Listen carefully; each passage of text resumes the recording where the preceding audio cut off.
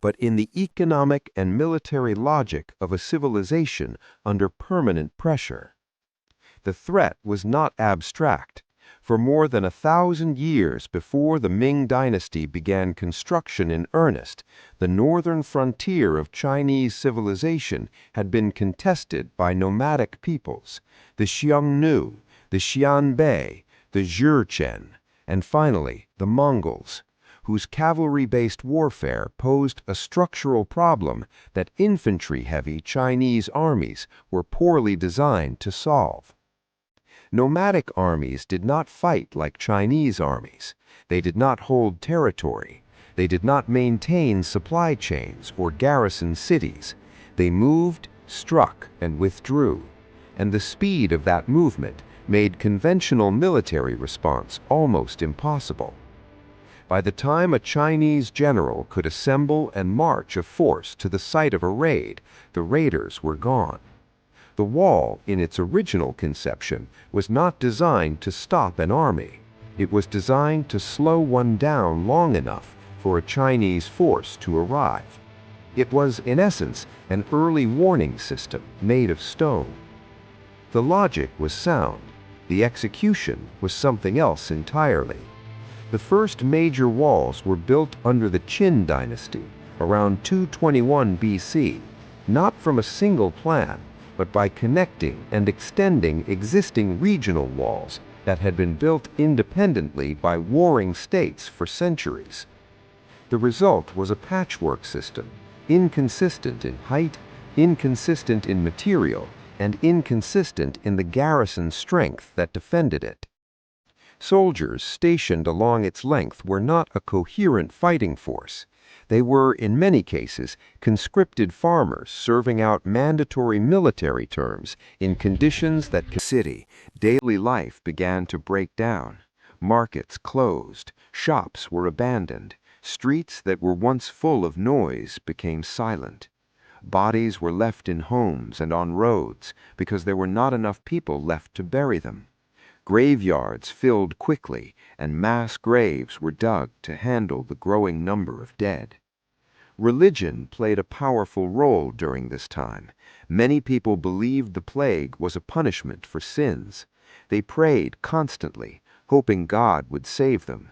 Some joined religious groups that walked from town to town, beating themselves in public to show their regret and ask for forgiveness. Others lost faith completely, believing that God had abandoned the world. Fear turned people against each other. In many places, minorities were blamed for spreading the disease. Innocent communities were attacked, forced out, or killed based on rumors and lies. Panic destroyed trust, and neighbors began to fear one another. Families were torn apart, not just by death, but by suspicion and terror. The disease did not affect everyone equally. Poor people suffered the most. They lived in crowded homes with little food and poor sanitation. Wealthy people tried to escape to the countryside, but many of them died as well. Death did not care about status, power, or money. Kings, priests, farmers, and children all fell victim to the same invisible enemy. As months passed, Europe changed completely. Some regions lost more than half of their population. Entire villages disappeared. Farms were left empty, and fields were no longer harvested. With fewer workers available, food production dropped, and hunger followed the disease. The world people once knew was gone. But out of this destruction, unexpected changes began to appear. With fewer workers served in time if the alert came at night. Your post was a stone room, perhaps 4 meters by 5, shared with a rotating team of 8 to 12 men. The wind off the Mongolian plateau in January reached temperatures that cracked stone. Your food rations arrived irregularly, dependent on supply convoys that were themselves vulnerable to the very raiders you were supposed to stop. Your pay, when it came at all, was frequently docked by officers supplementing their own income. Your term of service at no defined endpoint. What this produced, systematically and predictably, was desertion. Military records from the 16th century Ming court document garrison strength falling to as low as 30% of authorized levels at certain wall sections. The soldiers who remained were not, for the most part, the empire's best fighters. The professional cavalry units, the experienced commanders, the formations capable of meeting Mongol raiders in open field, these were stationed further south, at the major cities and court centers. The wall was defended, in practice, by the men least able to defend it. Meanwhile, on the other side of the wall, the political dynamics of the steppe were producing something the Ming strategists had not fully anticipated. The nomadic confederacies of the north were not static opponents, they were adaptive ones.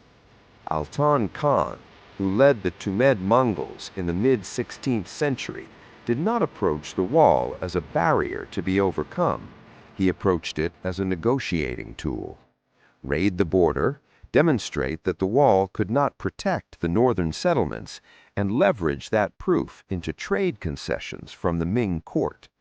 The wall, in his strategic calculation, was not an obstacle, it was a pressure point.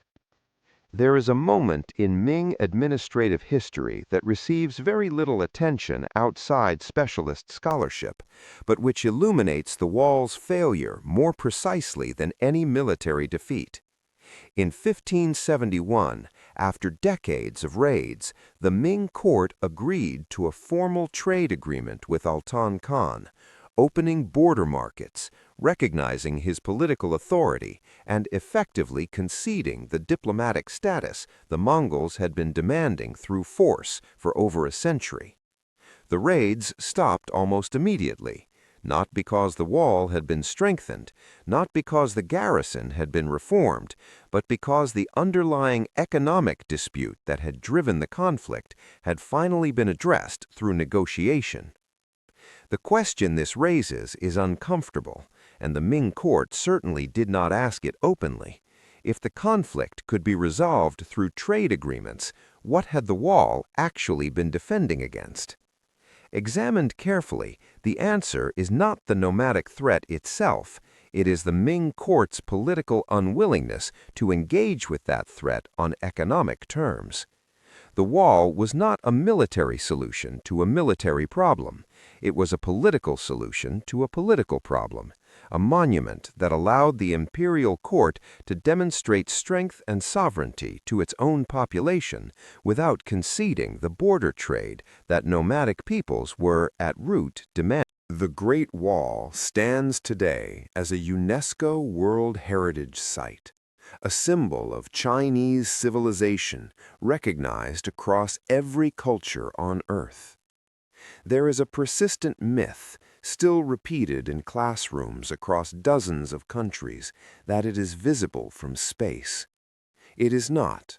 The wall is wide enough to walk on, but not wide enough to be seen from low Earth orbit with the naked eye. The myth, like the wall itself, is about the scale of human ambition. It asks us to believe that something built on the ground could be seen from the heavens. What is visible, if you examine the historical record carefully, is a pattern that appears not once, but repeatedly, in the Qin dynasty's first construction, in the Han expansion, in the Ming Reconstruction, and in the political logic of every era in between.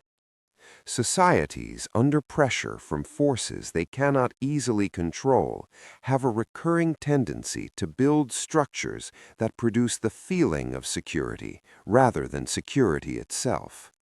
The wall made the empire look defended.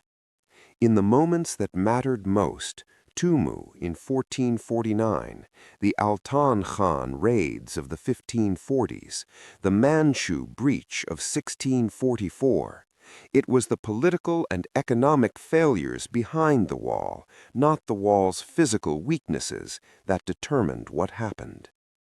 13,000 miles of stone, 2,000 years of construction, and at the end of it, a gate left open by a man who had simply lost faith in the system he was supposed to protect. There is something in that image worth sitting with, because the question of what walls actually defend and who they truly serve did not end in 17th century China.